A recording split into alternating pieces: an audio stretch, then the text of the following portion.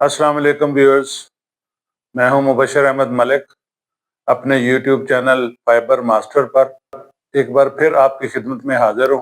सबसे पहले तो मैं थोड़ी माजरत करना चाहता हूं।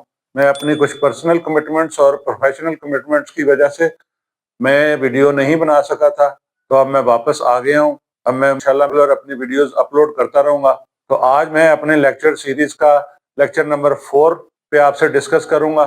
जैसा कि लेक्चर नंबर 3 में मैंने आपको इनसाइड प्लांट, आउटसाइड प्लांट यानी इंटरनल नेटवर्क और एक्सटर्नल नेटवर्क के बारे में बताया था। आज मैं आपको बताने जा रहा हूं कि लॉन्ग डिस्टेंस कॉलिंग सिस्टम क्या है। ये पिछली वीडियोस में तो मैंने आपको इसका एक शहर के अंदर एक्सचेंजेस के बारे में बताया था। आज मैं बताने जा रहा हूं कि एक शहर से दूसरे शहर, यानी जैसे मैं रावलपिंडी में हूं और मैंने लाहौर कॉल करनी है या कराची करनी है या किसी भी दूसरे शहर में कॉल करनी है, तो उसका क्या तरीकाकार था। जैसा कि आपको मैंने लेक्चर नंबर 1 में बताया था कि टेलीग्राफ सिस्टम के बाद टेलीफोन एक्सचेंजेस जब लगी तो फिर एक शहर से दूसरे शहर कॉल करने के लिए सबसे पहले ट्रंक बुकिंग सिस्टम आया। ट्रंक बुकिंग सिस्टम का मतलब है कि जैसे ये मैंने बनाया, ये टेलीफोन है, ये टेलीफोन से आपने दूसरे शहर में कॉल करनी है तो अपनी लोकल एक्सचेंज के जरिए ट्रंक एक्सचेंज में जाएंगे। ट्रंक एक्सचेंजेस में ऑपरेटर आपकी कॉल को बुक करते थे। ट्रंक एक्सचेंज का ऑपरेटर आपके मतलूबा नंबर को मिलाएगा और आप अपने मतलूबा नंबर पर बात कर सकेंगे। ऑपरेटर के जरिए कॉल करने का ये सिस्टम बहुत ज्यादा डिले का बायस बनता था। अगर आपने सुबह कॉल बुक की है तो आपकी बारी आने तक हो सकता है शाम हो जाए, रात हो जाए। कई दफा तो 2-2 दिन कॉल नहीं मिलती थी क्योंकि लिमिटेड लाइंस थी और लिमिटेड लाइंस में बहुत मुश्किल हो जाता है कि आपकी बारी आ जाए। जैसे जैसे साइंस तरक्की करती गई, रिसर्चर अपनी रिसर्च करते गए, या ऑटोमेटिक सिस्टम का STD system, subscriber trunk dialling system. Trunk booking system में तो यह था कि आपने ऑपरेटर को कहना है, ऑपरेटर ने आपका नंबर मिला के देना है। एसटीडी सिस्टम में आपने खुद ही यहां से डायल करना है, पूरा नंबर आपने डायल करना है और आपकी दूसरे शहर में बात हो जाएगी। जैसे कि ये मैंने डायग्राम एक बनाई है, ये सिटी ए है, ये सिटी बी है। अब हमने यहां से इस जगह कॉल करना है। सब्सक्राइबर ने अपने नंबर से खुद ही नंबर डायल करना है, लोकल एक्सचेंज में जाना है, लोकल एक्सचेंज से एनडब्ल्यूडी एक्सचेंज में, एनडब्ल्यूडी एक्सचेंज से ट्रांसमिशन सिस्टम और ट्रांसमिशन मीडियम के जरिए दूसरे शहर में पहुंच जाना है। आपके मतलूबा नंबर तक कॉल एस्टेब्लिश हो जाएगी। एनडब्ल्यूडी सिस्टम की वजह से लोगों की मुश्किलात में काफी कमी आई, यानी उनको जो इतनी देर इंतजार करना पड़ता कॉल मिलाने का, कोई इमरजेंसी कॉल हो सकती थी, वो इमरजेंसी कॉल भी डिले का बायस बन जाती थी। एनडब्ल्यूडी एक्सचेंजेस अभी तक काम कर रही हैं, लेकिन उसमें चेंज आ गया कि पहले ये सारा हमारा एनालॉग सिस्टम था। जब से डिजिटल टेक्नोलॉजी आई है तो एनडब्ल्यूडी एक्सचेंजेस जो थी उनका नाम अब डिजिटल ट्रांजिट एक्सचेंजेस बन गया। अब ये सवाल पैदा होता है कि यहां से इस सब्सक्राइबर ने यहां तक जो कॉल की, ये सिस्टम तो समझ आ गया जो एक्सचेंज में लगा हुआ है। अब इस एनडब्ल्यूडी एक्सचेंज से आगे ये दूसरे शहर तक किस मीडियम से जाएगा, यानी किस ट्रांसमिशन मीडियम से जाएगा। अब ट्रांसमिशन मीडियम में जैसे मैंने ये बोर्ड पर एक टीएक्स सिस्टम का बॉक्स बनाया हुआ है, इधर भी और इधर भी, ये ट्रांसमिशन इक्विपमेंट कहलाता है। ट्रांसमिशन इक्विपमेंट इसलिए लगाया जाता है कि कोई एक कॉल तो नहीं होनी, इस एक्सचेंज से इस एक्सचेंज तक ये बहुत सारे सब्सक्राइबर जो कॉल कर रहे हैं ये कैसे पहुंचेंगे। हर एक के लिए इंडिविजुअल लाइन तो नहीं हो सकती, या 30 कॉलर कॉल कर रहे हैं। इस एनडब्ल्यूडी एक्सचेंज से यहाँ पे इन 30 चैनल का डाटा मल्टीप्लेक्स हो जाना है। मल्टीप्लेक्स होकर ये इस ट्रांसमिशन मीडियम के जरिए दूसरी जगह जाएगा और जब यहां पहुंचेगा तो ये ट्रांसमिशन इक्विपमेंट इसको डीमल्टीप्लेक्स करेगा। यहां पे तो उसने ऐड किया, यहां पे ये स्प्लिट करेगा। अब लॉन्ग डिस्टेंस ट्रांसमिशन सिस्टम क्या क्या है?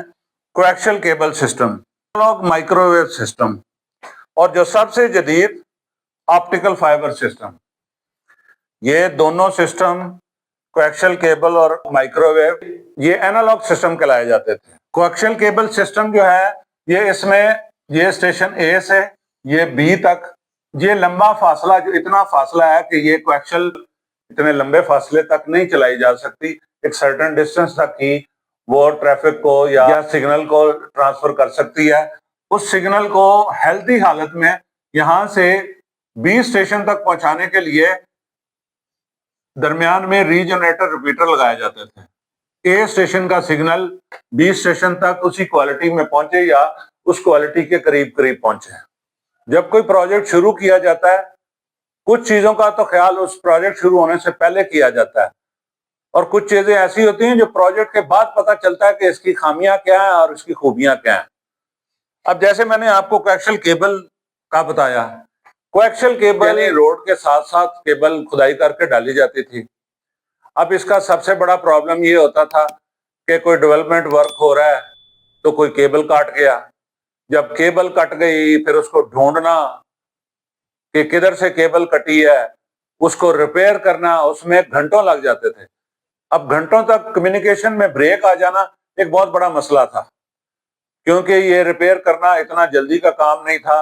اس کے لیے پھر یہی تھا کہ آپ کو پھر پیٹرولنگ کرنی پڑتی، رات کے وقت تو خاص کر بہت مشکل ہو جاتا تھا، پتہ نہیں چلتا تھا کہ کس جگہ سے کیبل کٹی ہے، اس لیے یہ بہت ٹائم ٹیکنگ جاب تھا۔